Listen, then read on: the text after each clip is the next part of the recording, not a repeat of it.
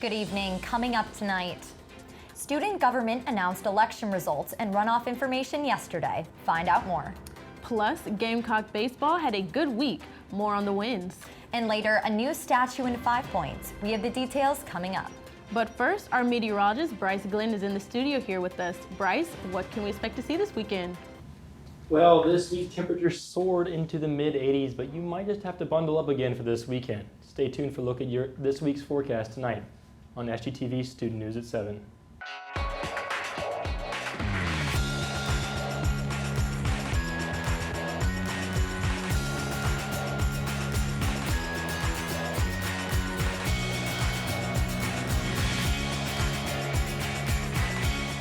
Live from the Kennedy Greenhouse Studio. This is Student News at 7. Good evening, Carolina. I'm Tatum Miller. And I'm Courtney McLean. Thanks for joining us tonight. Election season is coming to a close. Candidates filled Green Street yesterday evening, hopeful to hear their names as the results of the 2022-2023 elections were announced. 38 senators will make up the 114th Student Senate. Mia Perazzo will serve as student body president, and making history, Noah Glasgow will serve as the first LGBTQ+ Speaker of the Senate. Garujal Rupra and Reedy Newton will battle in next week's runoff for student body president. Students will be able to vote March 1st and 2nd. All student government members will be officially sworn in Thursday, March 24th. Russia launched a full-scale attack on Ukraine yesterday, unleashing airstrikes on both cities and military bases alike. Russia sent forces by land, sea, and air from 3 different directions into Ukraine. Ukrainian President Volodymyr Zelensky has said, quote, Ukraine was listening to the sound of a new Iron Curtain falling as Russian troops advanced across his country's territory, end quote. Russian President Vladimir Putin is ignoring global disapproval and, according to President Biden, setting the stage for the largest ground war in Europe since World War II. Ukrainian officials say they are battling Russia on multiple fronts, and their government has been pleading for assistance while civilians flee. The SC Senate gave key approval for a bill yesterday that would prohibit even holding a phone while driving. The proposal will fine any driver for holding a phone while driving, $100 for the first offense, $200 for the second. The bill does not criminalize using a phone while parked, but drivers caught using their phones at red lights or stop signs would be fined. The bill has one more route to go before it is passing in the House, where a number of similar bills have failed in the past. The Student Senate got heated following a discussion of hate speech during a recent session.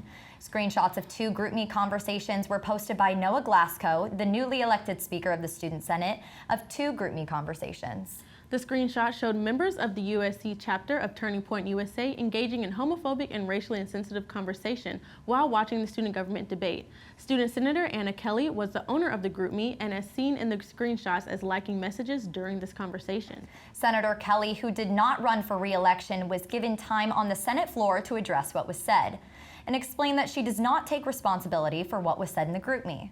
Turning Point USA members and members of the LGBTQ+ community attended yesterday's session to express their support or opposition towards those involved. Student senators also gave statements, with the majority speaking in opposition of the recent comments. We couldn't be sharing these stories with you today if it wasn't for the freedoms we have been granted as student journalists. Today is Student Press Freedom Day, a day where we raise awareness of the challenges of student journalists face and celebrate their contributions to their schools and communities. Garnet Media Group is participating in Unmute Yourself, a campaign which we reject self-censorship and advocate for the rights of student journalists. And I know this is incredibly important to us. I mean, throwing back to last semester when the Daily Gamecock published that article about our administration. Yes, very important to our community. Coming up, Colleen Schultes is back with the latest in Carolina sports. Stay close. Welcome back, everyone. Our men's basketball team had a great game this last Tuesday on the road. SGTV News 4 sports anchor Colleen Schultes is here with the details. Colleen? Welcome back to another week of sports here in Columbia. This week, our men's basketball team rolled over the Mississippi State Bulldogs in what was a very exciting game for the Gamecocks. Going into this game, the Gamecocks were a 2-point underdog under the Bulldogs, but shattered this stat immediately with a quick lead that they never lost. Carolina led by double figures the entire second half, never losing their momentum. Key players Jermaine Couisnard and Keyshawn Bryant showed out yet again with multiple threes, and intense defensive plays from Eric Stevenson and Taquan Woodley kept the Gamecock basketball streak alive. It was a fun atmosphere in Colonial Life, and with only one more home game left, you can tell the team is excited. Carolina will head to Tuscaloosa to take on the Alabama Crimson Tide this Saturday, January 26th at 6 p.m. Gamecock baseball is back with a few wins this past weekend and their first midweek win versus Winthrop this Tuesday afternoon. They took the Bulldogs 7-1. Freshman Cade Austin struck out 3 out of the 4 innings he pitched, and hits from Andrew Eister, Kevin Madden, Colin Burgess, and Michael Braswell reeled in the win for the team. This is Carolina's 7th straight win against Winthrop, but head coach Mark Kingston thinks there's still gas left in the tank. Yeah, I thought it was a good night for us tonight. It was really good to see that kind of pitching out of Cade, Aiden, Gilly, and CJ. It's exactly what we needed on a Tuesday night. And then the offense I thought was good, not great. Offense left a lot of guys on base tonight. I don't know, 14 guys. Got to be better than that. But when you win 7-1, you say good job and you move on to the next. The Gamecocks will host George Washington for a 3-game set this weekend at Founders Park. The first game is tomorrow, February 25th at 4 p.m., and all these games will be broadcasted on SEC Network Plus. That's all I have from Carolina Sports this week. Back to you guys. Thanks, Colleen. Coming up, we will catch you up on what's new in local events from in and around Columbia. Don't go anywhere. Welcome back. Joining me now is entertainment reporter Brianna Rao to fill us in on what's happening in Cola this weekend. What do you have for us, Brianna? Well, a sculpture honoring mothers is now the focus point outside the Rita's Italian Ice location in the Vista. Argentinian sculptor Nora Valdez was tasked by the Arts and Culture of Colombia. The project wanted a piece of artwork that could represent all types of mothers, from immigrant mothers to single mothers, while highlighting their strength in holding families together and their determination for these goals. Valdez said, "My sculptures of people do not have facial features, going beyond suggesting any specific face as a representation for beauty for women. My work challenges the viewer to see the faceless woman as every woman as an archetype, woman as a force, the concept of women as one mother can see that everyone can relate to." A dedication event to celebrate the 30th annual Artistic Vista will be held from April 22nd to 24th by the Congaree Vista Guild. I am so excited. I feel like this is a great way to start Mother's Month. Yeah. I know that's not until May, but still, great way to Close start. Close enough. Yeah. And I hate to be the bearer of bad news, but carnival season has been over for a couple months, which means none of the delicious treats like funnel cake or fried Oreos that come with. A quick fix in case you're wobbling at the thought of wanting another 6 months. If you want another fried Oreo, head over to Jake's Brown's Beer and Burger Joint in 5 Points. The menu features a deep fried Oreo, sweet potato fries, and a specialty burger that do not include lettuce or tomatoes. This restaurant chain, which has 15 other locations throughout the Southeast, has celebrated its first location in South Carolina in our backyard. Columbia Mayor Daniel Rickman said, quote, "It is incredibly exciting to see the wave of positive momentum that continues to wash over 5 Points. People outside of Columbia have taken notice. Jack Browners could have selected anywhere for them to have their first location in South Carolina, but they chose 5 Points in Columbia. Jack Brown's Beer and Burger Joint is located at 711 Hardin Street across from the Home Team Barbecue and is located in the former Covert 3-bar location."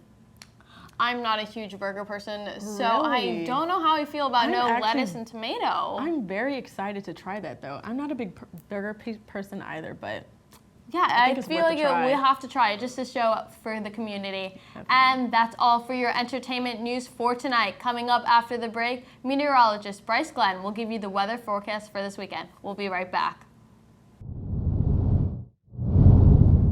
Welcome back to tonight's forecast. I'm meteorologist Bryce Glenn, and these are our weather headlines. First off, we're going to have a nice sunny and warm day tomorrow, much like we had today.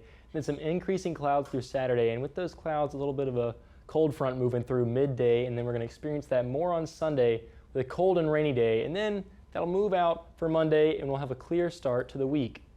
So take a look at this high temperature trend. Our average for this time of year is 63. We're going to be soaring above it at 81 tomorrow. Then we're going to be at 62 again on Saturday. Sunday down to 56, back up to 62 on Monday, then moving all the way up above that average at 67 on Tuesday, and we're still on the rise Wednesday at 69. Tomorrow, we're going to have another warm day, like I was saying, up in the upstate, mid to high 70s across the upstate, moving down to the Midlands. Here at home, we're going to 81, right around the mid 80s, upper 70s for the majority of the Midlands. And down on the coast, a little bit more moderate, 76 in Myrtle Beach, a little bit warmer in Charleston at 80, and then 75 in Hilton Head.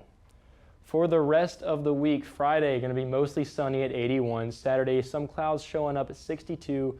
Rainy, light rain at 56 on Sunday. Monday, those clouds will clear out at 62 again.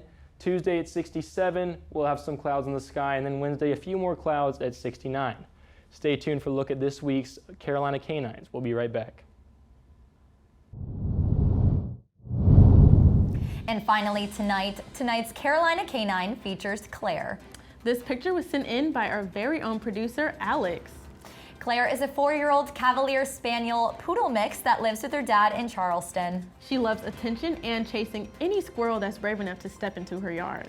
Dogs in Charleston must be so spoiled. Imagine having the beach every day. Literally, I just wonder, can she swim? Oh, we'll have to ask after. Have to ask, yeah. Well, that's all we have for tonight's edition of Student News at 7. Be sure to follow us on Instagram, Twitter, and Facebook at SGTV at USC. And to keep up with all of our content, be sure to visit us online at sgtvonline.com. For SGTV News 4, I'm Courtney McLean. And I'm Tatum Miller. From all of us here at SGTV, have a great night, Carolina. Forever to thee.